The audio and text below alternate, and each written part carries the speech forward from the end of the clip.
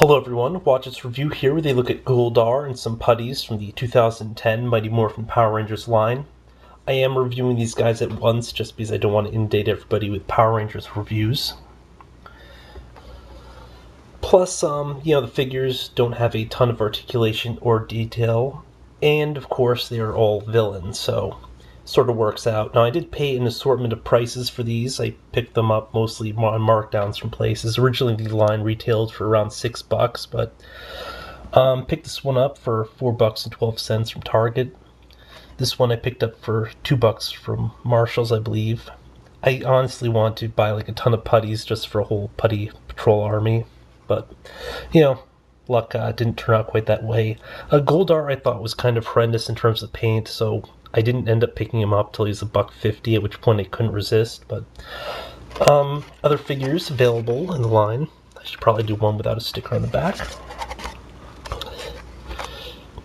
Or, basically the Rangers, then Alpha 5, and, he comes packaged with Zordon. Interestingly enough, they didn't do like a Lord Zed, and we still don't have a Rita Repulsa, but hold on a second and I'll get these out of pack. I neglected to mention this in my opening preamble, but if you look at the back of the box, rather than having the characters' names, it just has numbers, which, is both incredibly tacky and really, really crappy. I guess they're probably internal reference numbers or something. If anything, it might foreshadow the quality of the line, but actually the Putty Patrol aren't that bad. It's just this Goldar is horrendous. I don't often start by saying how crappy a figure is, but in this case there's really no way around it. Now the figure itself is cast in this kind of crappy orange plastic, so in addition to that they decided to use paint, this really glossy paint which shines a lot more than the metallic armor, for the face and his little hair extensions and stuff, because Goldar has a weave. It's true.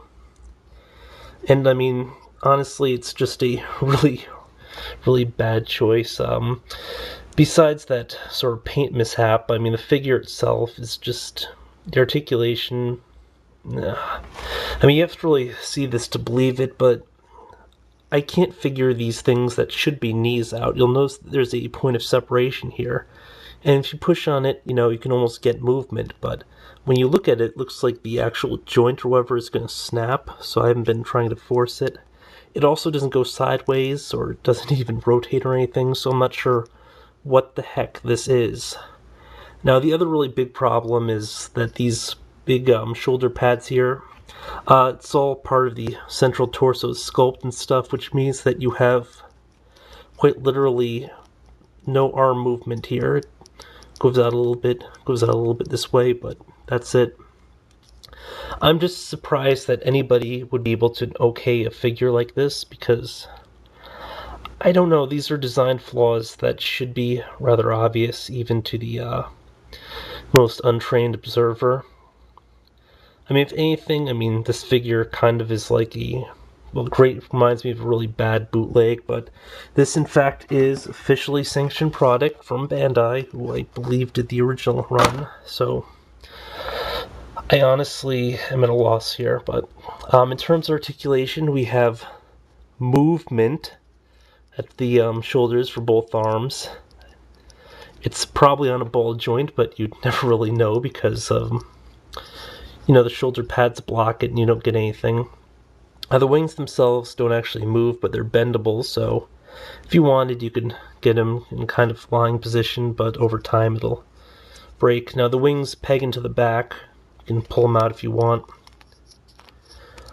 The wings design itself is kind of crappy. I honestly don't care for them.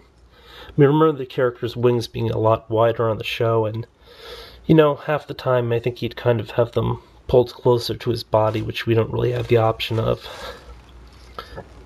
This sort of course is removable. I just tossed it into his hand for the sake of display. Head has about, I don't even know if that's a millimeter's worth of movement, but it kind of moves side to side. So here's Goldar looking to the right. Here's Goldar looking to the left. Right, left, right, left, right, left. See the difference? Because I don't.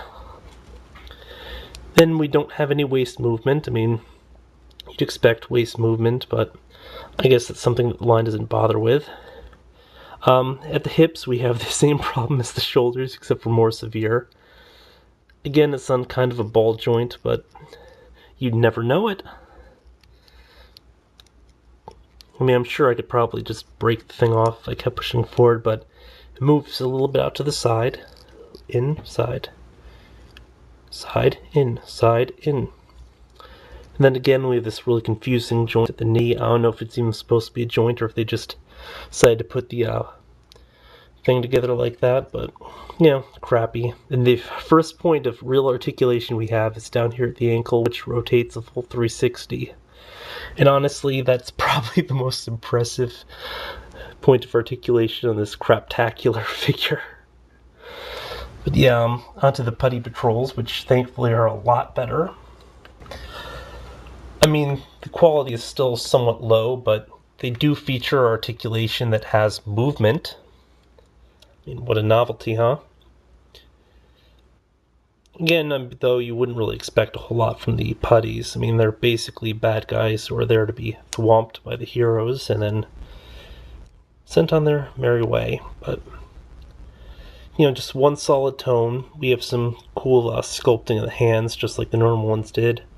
Somewhat troubling is the appearance of both the metal joints and these off-color plastic ones.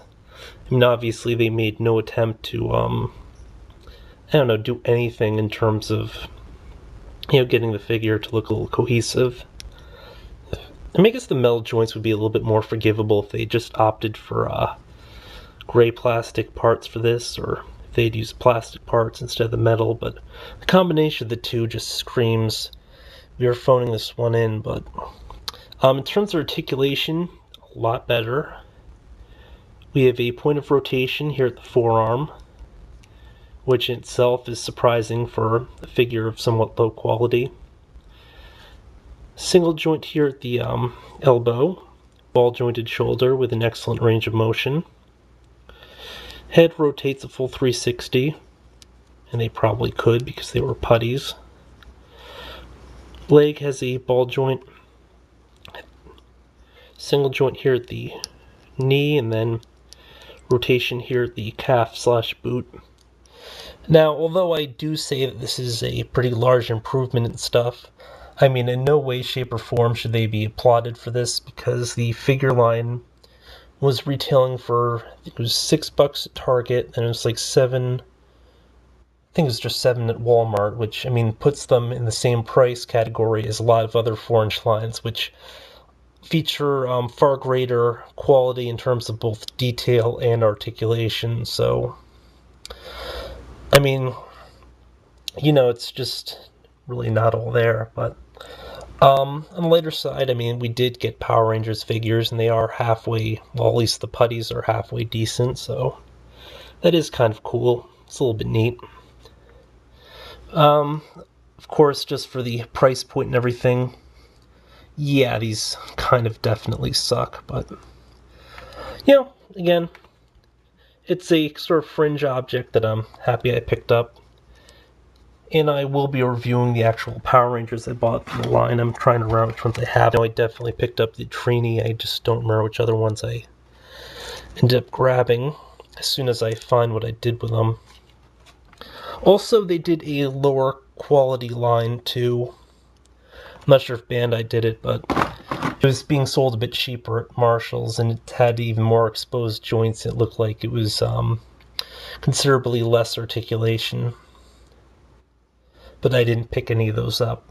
At any rate, this has been a look at the, well, I guess Bandai's Mighty Morphin Power Rangers line, the 2010 line, Goldar and the Putty Patrol. Until next time, folks. Oh, almost forgot. There were accessories with the putties. Each one of them came with this weird-ass, I guess, blaster configuration. I mean, I recognize this portion as just being the normal blaster, but I'm not sure what the stuff on top of it is. But this is more recognizable. This is the combined 5 weapons.